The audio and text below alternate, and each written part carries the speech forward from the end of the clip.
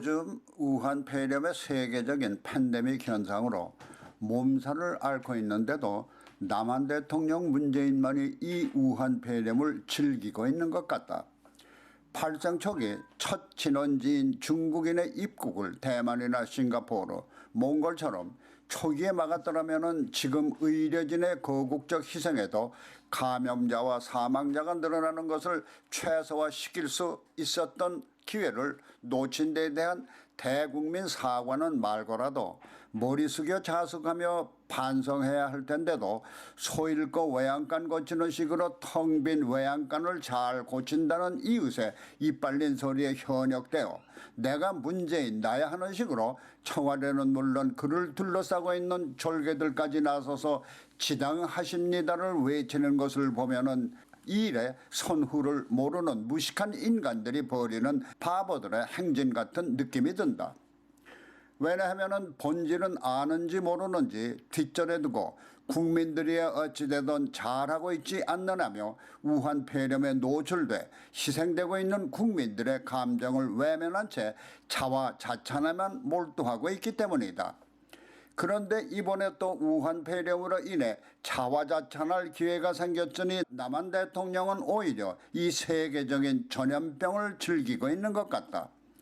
바로 얼마 전 청와대 대변인이 마스크를 비롯해서 의료 요원들의 보호장비 등 각종 의료장비 부족 현상을 겪고 있는 미국의 트럼프 대통령이 남한 대통령 문재인에 직접 전화를 걸어 무려 20여 분간 미국의 의료장비 부족을 설명하며 남한에 특별히 지원을 간청했다는 것이다.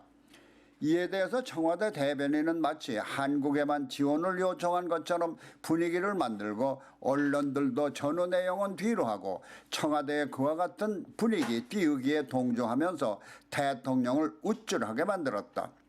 더구나 전 국민의 정서에는 외면하며 몇몇 지지 그룹에만 의존하는 이들이 이번 트럼프와의 통화가 마치 우리에게만 특별히 간청한 것처럼 분위기를 띄운 데 대해 일제히 거국적인 경사쯤으로 찬양하고 나섰으니 화대망상에 빠질 것은 당연하다.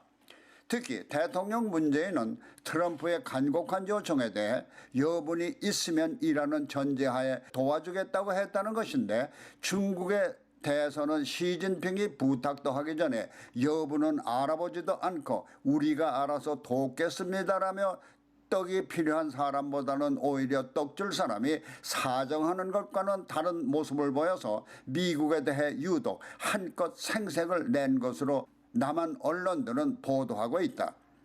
이와 같은 자화자찬의 분위기에 대해서 미국의 워싱턴 타임스가 한국연합뉴스를 이용해 트럼프와 문재인이 20여 분간 통화하면서 우한 폐렴과 관련한 종합적인 의견을 나눴다는 내용 외에 특별히 한국에만 요청했다는 내용은 없었다. 또한 백악관도 양국 정상 간의 통화 사실은 발표했지만은 의료 장비 지원 문제에 대해서는 구체적인 내용이 없었던 것으로 아울러 밝혔다.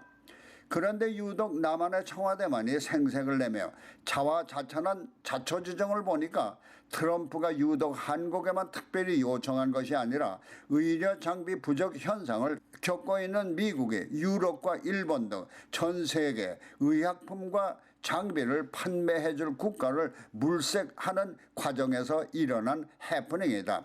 이쯤 되면 현 문재인 정권은 자화자찬 망상증 환자임이 분명하다.